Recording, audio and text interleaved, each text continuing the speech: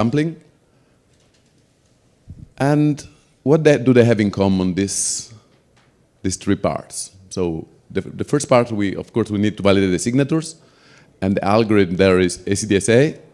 For consensus, since the merge, we have BLS signatures, so pairings.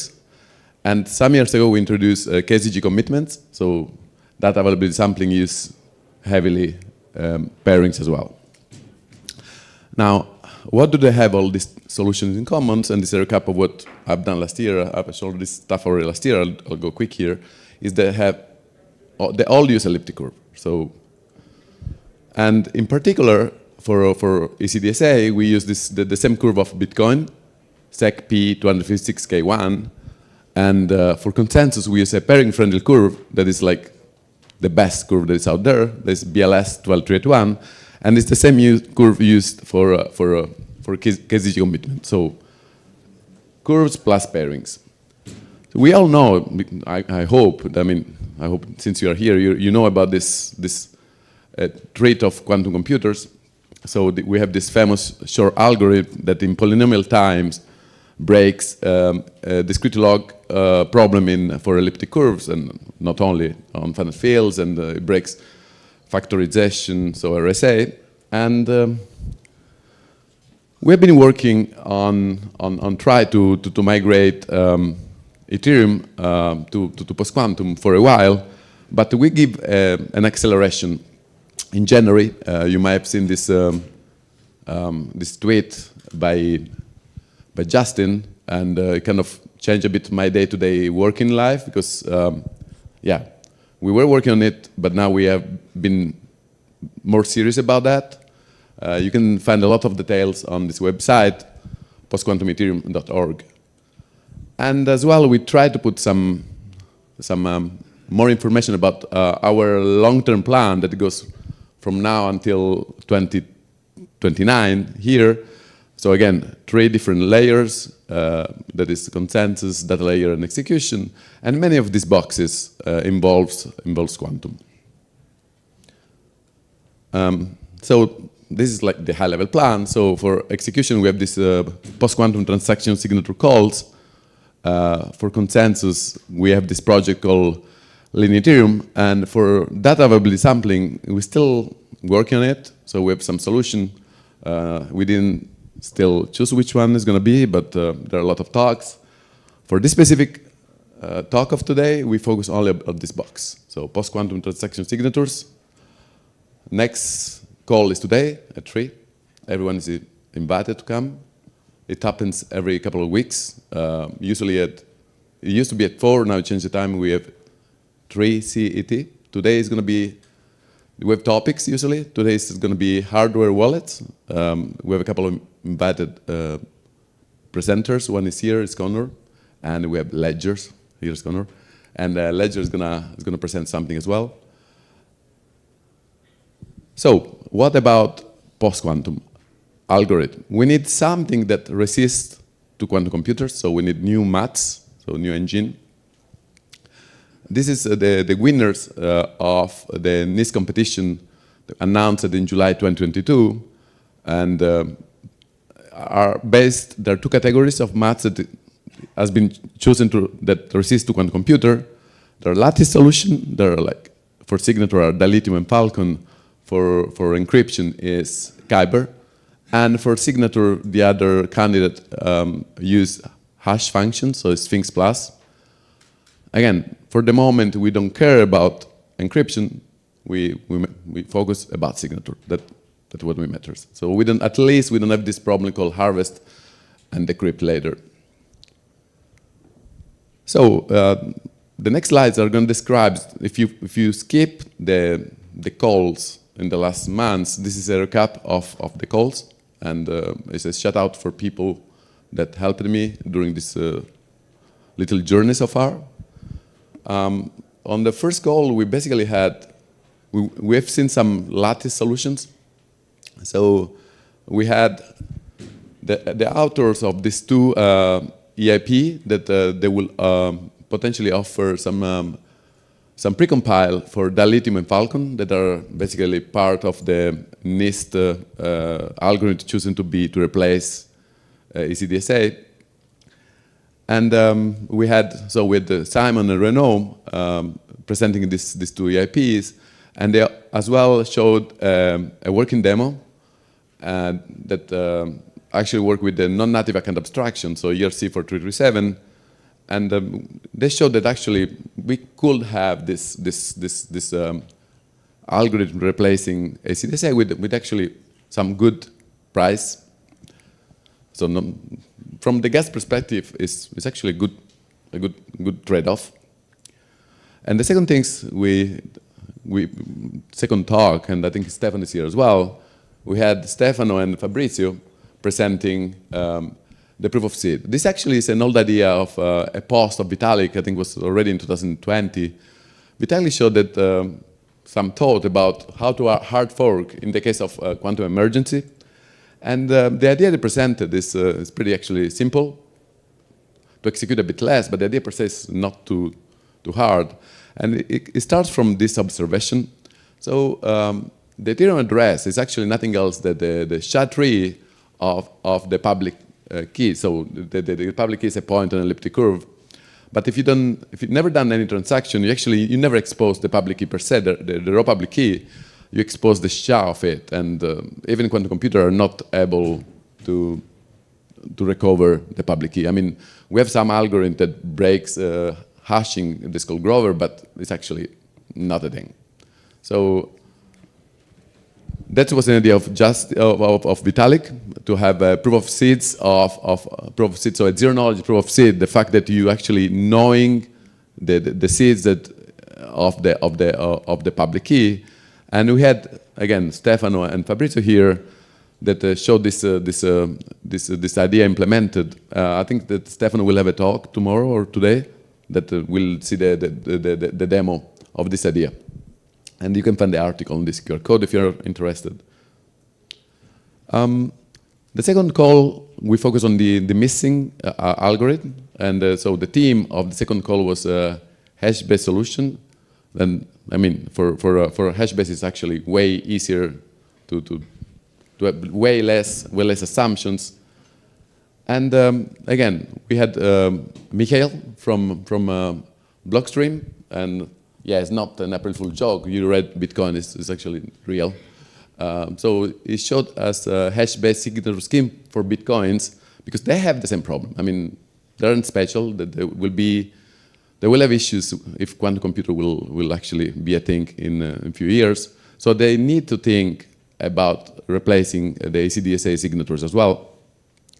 And their solution is based on the most conservative assumption that is hash-based. And after the presentation, we actually had Nico Contigny that had a Solidity implementation of this hash-based solutions in Solidity. I mean, it actually was pretty quick to execute the paper, and we showed a low-gas solution in Solidity with 100 bits of security. It showed different, but some combination were pretty impressive performance.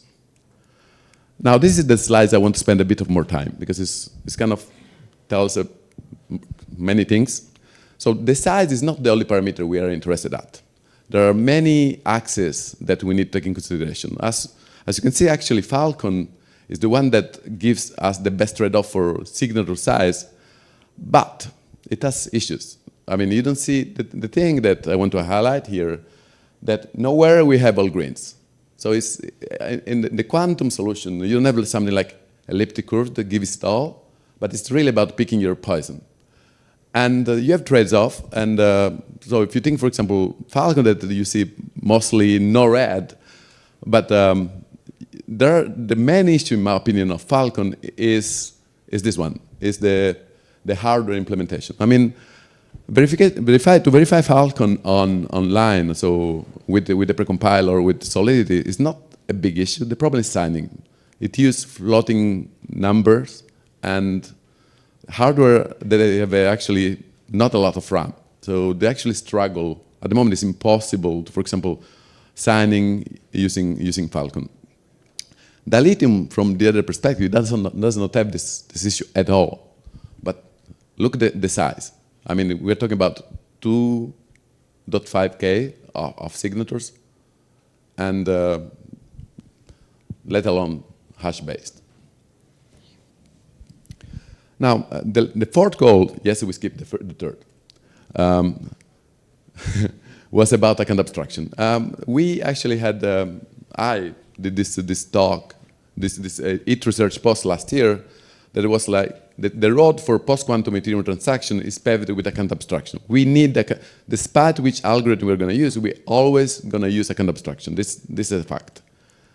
And we have so far account abstraction, but it's not native. This is ERC4337 that I talked before. But we want to have native account abstraction, and so far the most likely candidate to do it is going to be EAP 8141. That is called frame transaction. We had a light client presenting it, and we had as well the other presenter here on the room. There's two Mateos, and Alessandro, that showed some solution based on account abstraction. That is an interesting idea. It used something called ephemeral keys, and they came with a demo as well. And the interesting idea behind that is pretty simple, but pretty effective. And basically, is you will have a stable identity, and every time you sign, you rotate your key. In this case, it's an ECDSA key. Said that, you can maintain the same UX and doing the same solution that currently in the demo is done using ECDSA, you can do with a hash-based solution one time, like Wintersnitz. And the reason why it will be Wintersnitz or a one-time or few-time solution is because actually the key size of these guys is not too big. It's not going to be many kilobytes. It's not too bad. And as you see, like every time you sign, you are rotating the key, and so all keys are going to be replaced, but you never change your identity. This is going to be the same. But that identity that you keep stable is going to be the hash of the public key, so you never expose your public key online. So simple solution, but pretty effective. And all this with account abstraction. And all this with account abstraction, native and non-native, so both. But yeah, it's not over. Probably many of you seen this paper from Justin yesterday. So it has some good intuition of how the future is going to look like. He co-authored this, probably the main authors actually, were the Google Quantum AI people and Dan Bonney from Stanford. I mean, I'm not a specialist in the area. I just skimmed the paper because it was yesterday, and yeah, it's been busy days. These are some numbers. And the things that is most important for me is this one. So it shows that despite all this kind of improvements in both in the qubits and the physical qubit size, will take still some minutes at the moment to break elliptic curve DLP. So it's not going to be milliseconds. Still take a while. Of course, things will always get better, right? Now, again, this table, and I want to highlight something here that I didn't tell you before. Now, it's true that the key size is pretty important. So we see the key size, the smallest key size there is 666 bytes. And at the moment, ECDSA is 32 bytes. So it's actually 20 times bigger, right? Something like this. But what matters actually for us, for the future of Ethereum, and for the future of other chains as well, is not the key size per se, but is the aggregation. Is the aggregation matters in two parts mainly, at P2P level and at mempool.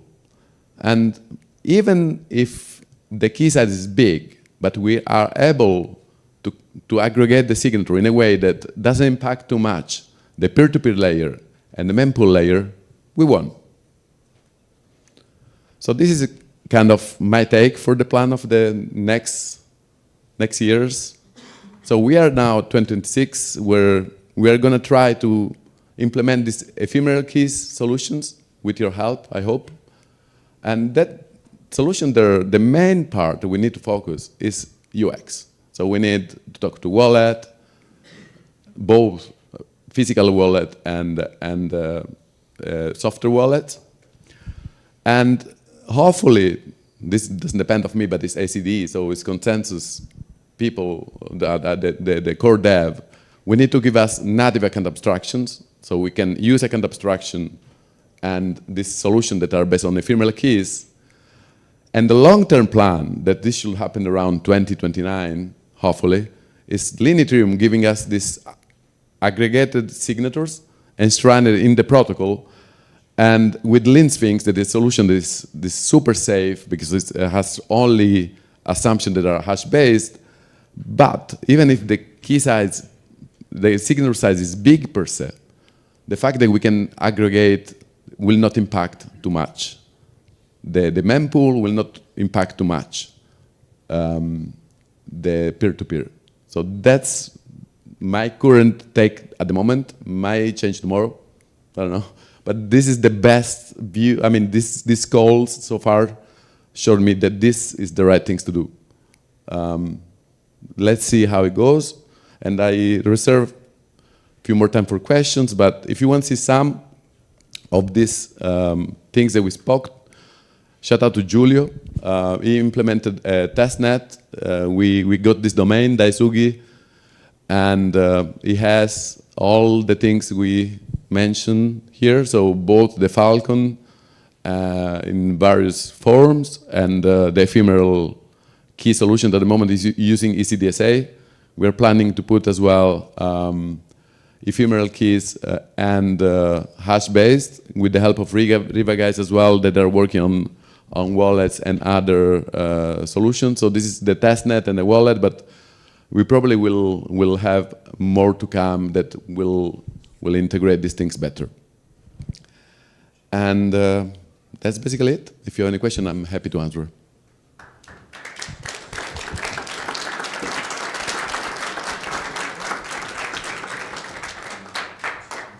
Yeah, question is basically, what is the security model for ephemeral keys? Because either you have a contributor, either not, and it's like, okay, just saying it's kind of just consumer knowing. If you want to use one-time signature, there are internets, one-time signature, which are designed for this.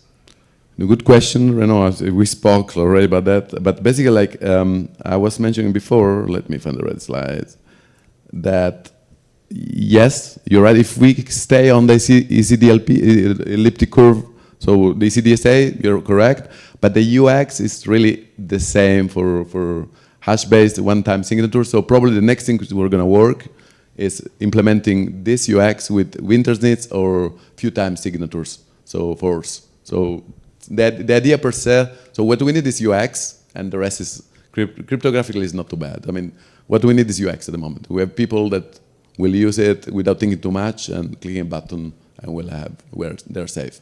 And that stays. Good question.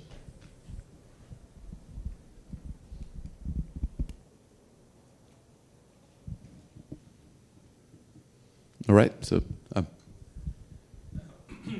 you maybe expand on the benefits of native account abstraction compared to 4337? So what can we do? Why it's better once we have native account abstraction? I mean, sure. When you have something native, it's always better. So at the moment, it's non-native. It means, thanks for the question, but it's really good because it's really important for, again, for the UX. At the moment, non-native account abstraction means that you have smart contracts. So the standard is not in the protocol, but you have like smart contracts doing that. Having this in the protocol, you don't have actually to rely on any external contract, and it's really the protocol knows about account abstraction. At the moment, it's something exogenous from the protocol, so it's always better to have this kind of important things inside the protocol. So nothing changes conceptually, but in terms of implementation, a lot. Is there any way to understand, merci, pardon. Is there any way to understand why the 4337 is used? For example, the 4337 may be used as social recovery, maybe used as multi-sig, or maybe used to, implemented, deployed to use some post-quantum algorithm. Is there any way to standardize the usage of the 4337. For example, if I want to check that this 4337 uses MLDSA, why not? Okay, is there any way to show that this 4337 is used to implement is it deployed to use this post-quantum algorithm? Right. So the beauty of account abstraction is pretty flexible. So you can do many things. You say like post-quantum, you can do account recovery, you can do sponsor transactions. And at the moment it is done like with the contract.